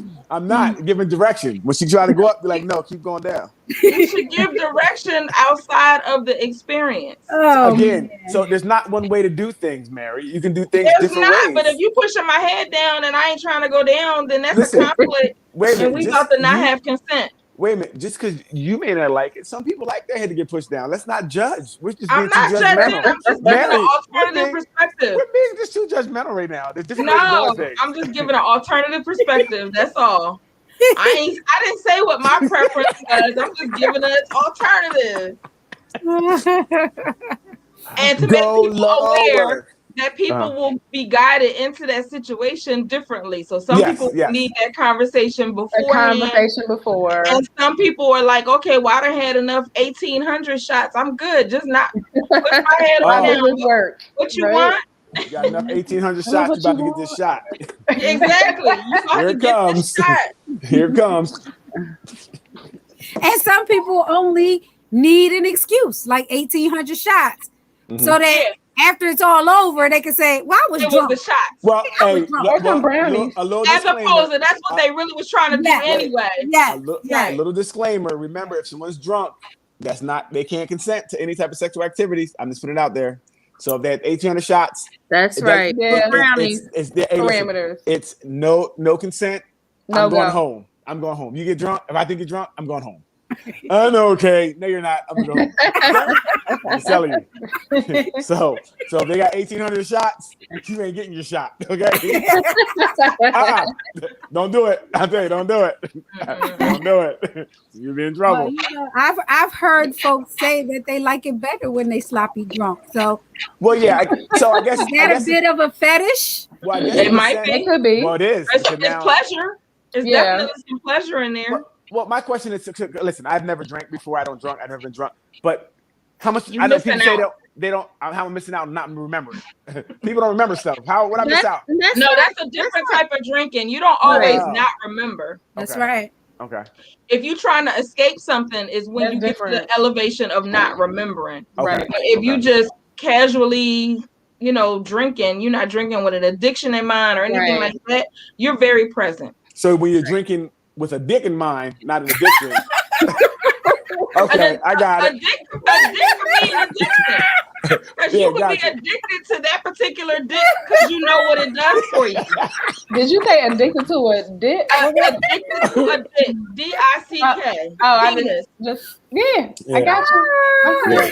Vitamin D. What name you need to put on it? Yeah, listen. I mean, you know, I'm some fine. people use the alcohol to decrease their To loosen up. Inhibition. Yeah. Loosen It'll up. be like, am I really doing groceries? Okay, no, I had 1,800. I'm okay. I'm all right.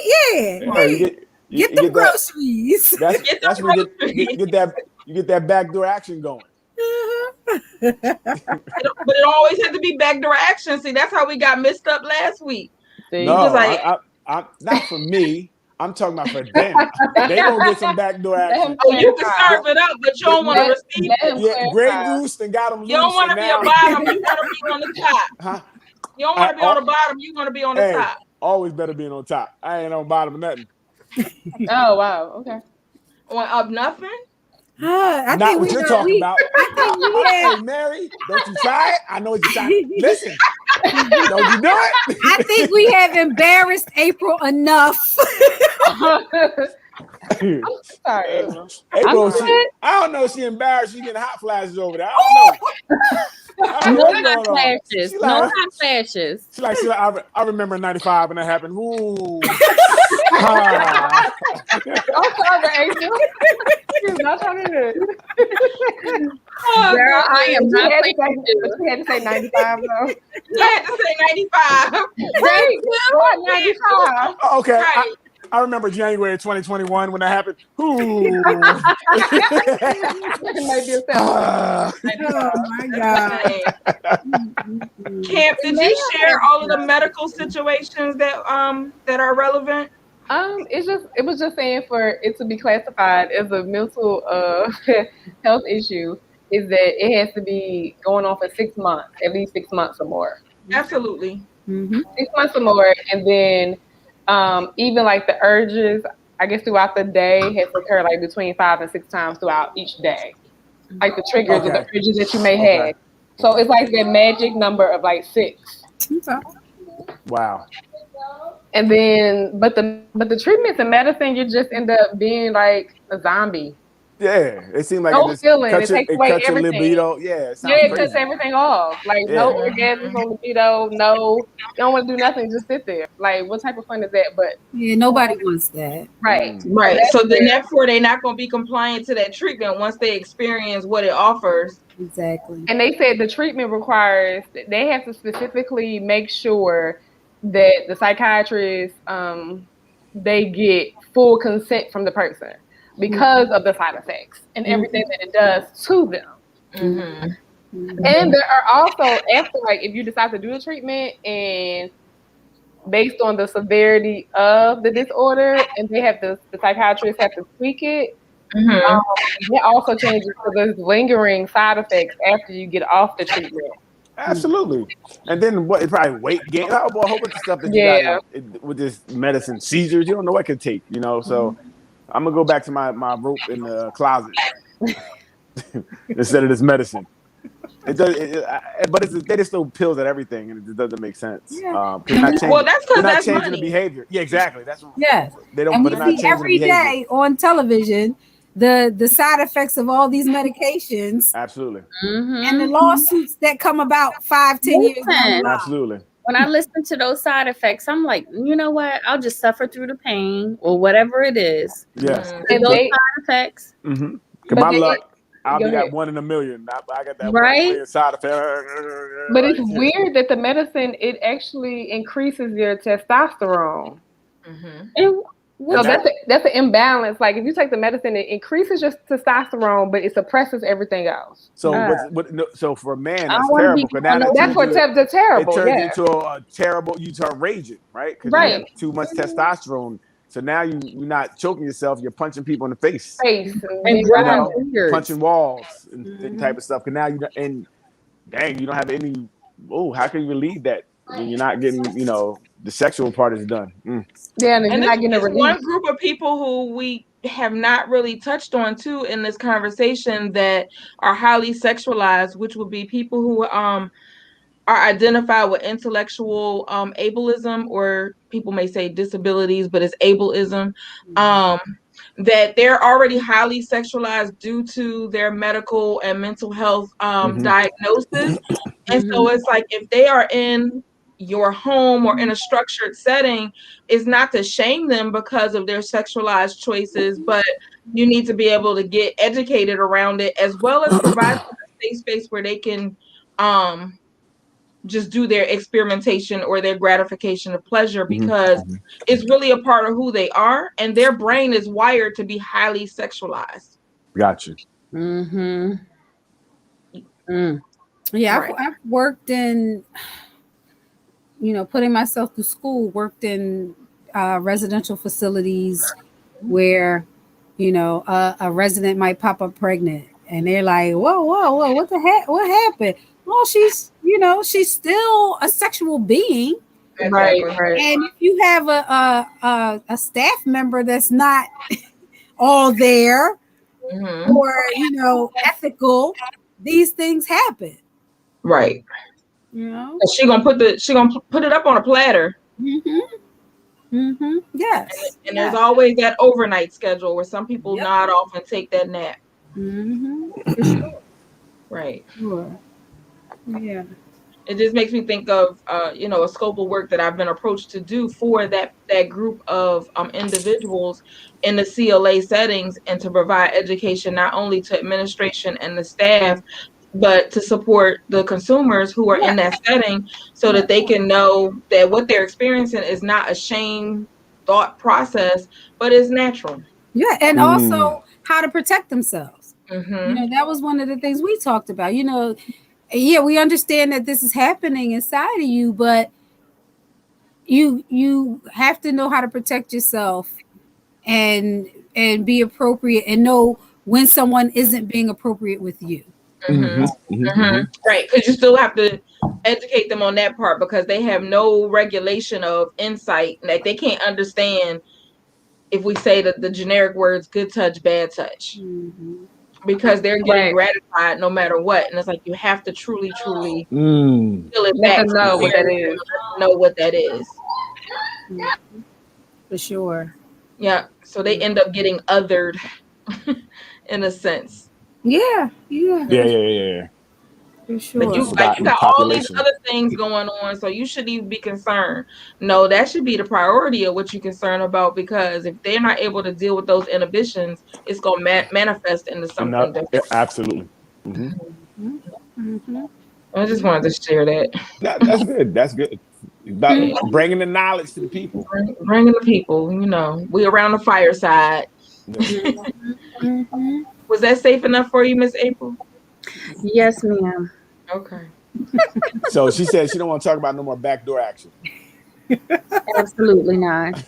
Which, the groceries or the plug, or neither? I don't know. What the plug? What's over there, April? What? Don't say what's over there, Daryl. So you're gonna put her back into the anxiety. Wait a minute. Let's classify this. Is backdoor action a fetish, or is that just normal sexual behavior? I think it's normal sexual behavior. I think. It depends on the person. I'm sure. I think it depends. Well, I mean, it would only become a fetish if that's all you want, right? If you that's what you need to get off, right? That's what a fetish means, right? It's like, oh, I need this, I can't do it any other way. I think that would be it. But if it's something you just do from, time to time, is like, hey, a little oral sex, a little backdoor action, like you gotta mix it up sometimes. Right. Right. So I don't think it's necessarily a fetish. But then I think that's a good point, Daryl, because what's normal, quote unquote, for someone might not be normal for somebody else. Yes, because if we're talking about like a gay man, that's how they do it. That's not a fetish.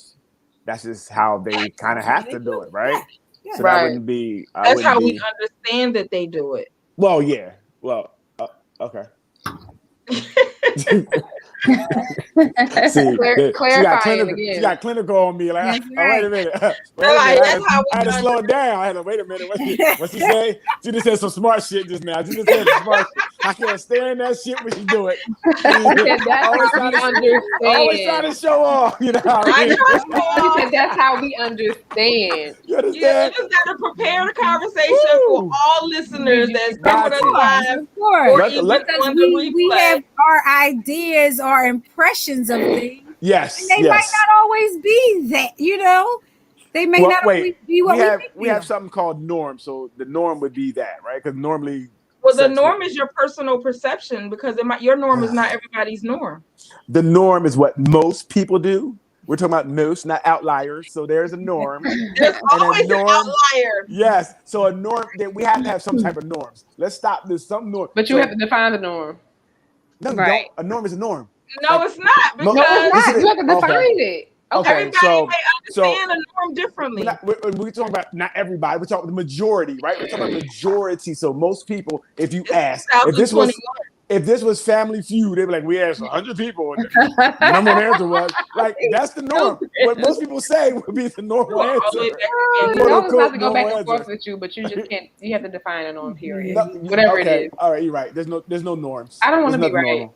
You're not, so you don't have to want to be. I don't care about no daggone. It's great because I don't care. Yeah, I mean, there are some things that are just norms. I think we're trying to go away from that. Society's getting away from certain things that are kind of what we would and not what we perceive as a norm. We're going away from that, but there are some things that are kind of like, well, this is kind of what it is for the most people. We do have people that do differently, but there are some norms. Like, you know what I mean? Like, let's say, normally. Never mind. I'm not gonna start talking about norms. Go ahead. Normally, what happened, Daryl? No, I'm saying like normally if a man's with a woman, he puts his penis in a vagina. That's normal, right? Right. That's just a norm. Now you might put it somewhere else. Some people might want it in their ear. They may do it, but I'm not gonna say. Well, that's a norm. Yeah, that's a norm for them, but I'm saying that as a whole, normally we're going to do this, right? That's all I'm saying. Like I don't. So, we get it. So I would think gay men would put it in the bottom, right? That's just normally. Is there a top? There is a top and a bottom, yes. Yeah, there is. You got a top and bottom too. What you mean is there a top? Shut up. I know I have a top and bottom, but it's two versions of top and bottom, April. I know. I'm not that damn April naive. Oh my God. Two versions of top and bottom. I know. I got that, but I mean physically. Physically, there's two versions of top and bottom. No. Okay, all right.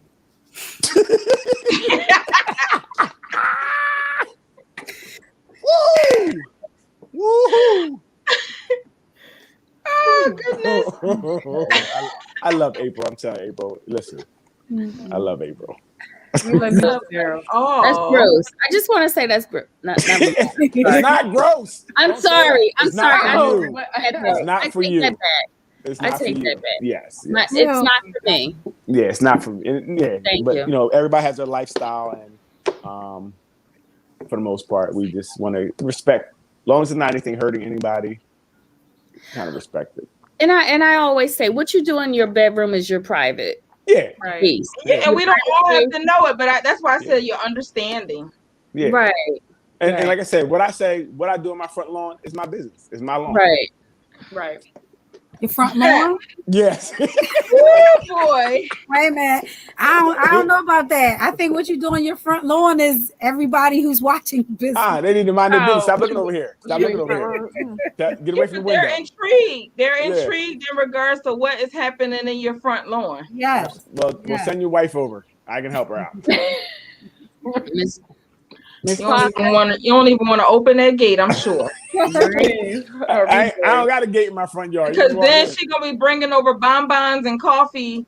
Okay. Talking about you need to be served or you need some groceries. I live in a white neighborhood. They try to do that anyway. A replay of the. Hey, we wanted to bring you some quiche. I don't eat quiche. I'm good. Thank you. Quiche is good. I don't. I just had one last week. It is I know good. quiche. I had a whole veggie one. It was wonderful. Wonderful, right? They can keep their quiche. I don't know what the kitchen look like. One of my favorite things to make. My kitchen is clean. Right. I don't know what they kitchen look. They be sending me brownies and all type of stuff. I'm on a diet. What are y'all doing? It's terrible. Goodness. So is there anything else that we want to share about being on the flip side or pleasure with fetishes? Well, or our closing comments? I guess as with everything else we talk about, you know, having the conversation, having these conversations, you know, are important. Yes. Well, for me is I would say, you know what, if you are engaging in some of these more dangerous fetishes, you know, please, you know what you're doing. Have the people know, like, you got to alert somebody in case something happens. You got to put, some things in place. Hey, Mom, I'm great. Choke myself. So if I answer the phone in 30 minutes, call it. Hey, listen, you better do that or die. Like you again. You can't alert somebody. Let them. You got somebody close to you, and you may not say, that. Hey, listen, if you don't hear from me in the next 20 minutes, send people over. Bring a blanket. Because you cover me up. I don't. You don't even have to tell them everything that's going on. No, you exactly. You can just be like, I agree. Because like I said, with people who are dying because of these things, because they're doing it in private and don't feel like they can tell anybody. Listen, you have to find someone you can talk to that can help you with some of these things. Because like I said, you could.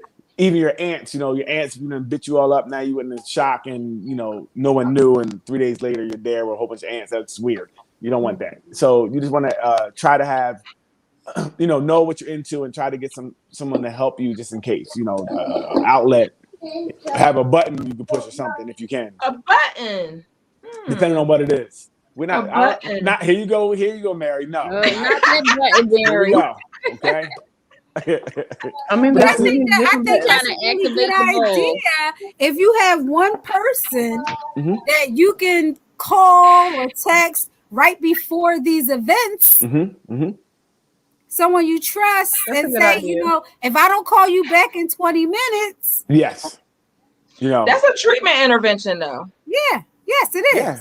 Yes. And it could be your own treatment plan that you did at home that since and it's like, look, I just need to make sure I'm safe. Hey, look, if I don't call you, just come through. If I don't answer the phone, you come over or send the police and bring a blanket. I'm gonna be naked. Bring a blanket. And I'm just thinking about, like, in the residential settings when I have worked with people who needed create that safe space. The supervisors was like, "Are you really having them come to me to tell me that they about to go in their room and nobody?" Yes, because Absolutely. their roommate don't need to walk in onto whatever it is that may be happening in that room. Absolutely. Or that they need to shower at a certain time differently than all the other peers because they need that space. Yes. And that was one of the most difficult things with residential programs, because a lot of times the administrators don't want to see them as sexual beings. Right. So you're trying to eliminate all sexual behavior, and that's not realistic. No. And that's the problem. They need to be more realistic and say, look, these things are going to happen. Let's try to prepare for them, or make it even a safer place. Because when I remember one, people getting raped left and right because you're sneaking around. And I'm not saying you set it up for them to do it, but you kind of make it so it's not as I don't know. Because again, sometimes the restricting it makes it better for the person, the person who get off on it. I remember we had one kid in Chinatown. The roommate may wake up and the person who's the identified person, and I'm not only speaking of people who are differently abled, I'm speaking of just regular residential treatment situations too. They may have made a situation in their bed that occupies their safety of their space. So it's like, you don't want that roommate to wake up. They might need their own room personally. If you are willing to not, take the dollar amount that comes with that bed being filled. But there are certain levels that individuals take this to, that they create their bed to be the soothing source, is what I'll say. Gotcha. They're humping their bed. They Right. hump in their bed, or they Okay. drill the hole in the Yeah. wooden bed Yeah. so that they can emulate a lot of stuff, and they stick stuff in that hole. Like cantaloupes. Well, Daryl, what was you getting ready to say? I wanted to hear that. I can't remember what I was going to say. You said there was a incident or. Oh, now I'm talking about one kid that he liked to be restrained. Okay. By the men. And I started noticing like his pants would rise when he get restraint, right? So what I did was I was like, you know what we're gonna do? We're gonna put just be 4 points around him and just keep him in the middle of us, but nobody engage him. Okay. So he did something silly to get in trouble, and so we got around him, and we kept moving with him, and nobody would touch him. He got frustrated, and he was like, "Yo, what are y'all doing? Like somebody, if you ain't gonna restrain me, get somebody who is." Like he got really upset that we would not restrain him.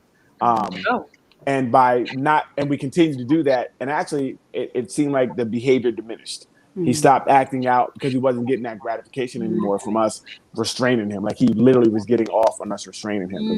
It was so crazy that, and like I said, once we stopped restraining him, eventually the behavior stopped. Okay.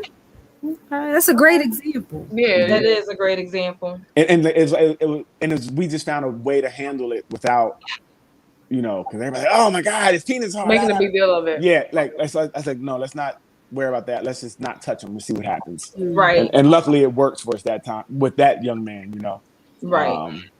But that was something big in the programs. Gay play was really big, where the kids are always wrestling with each other, but they're actually getting off on each other. Like you don't even know you got raped because you thought he was wrestling, but he was really getting off on you. It was so crazy. They called it gay play.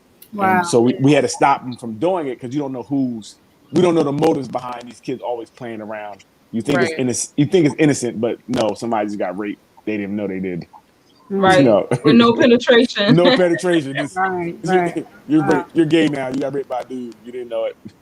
Right. So it was interesting. Program life was interesting. For sure. Very true. Very true. Yes. Closing thoughts. April? I think Daryl made a really good point. I think Daryl really closed us out with his point. Example, yeah. He said it for all of us. Yeah. Thank you, Daryl. He get a gold star. Yes, he Gold does. Star. True. He 4. gets 4 Thank four you. gold stars. Oh, 4 gold stars? Okay. Thank you. Apparently, that's what April said was the safest.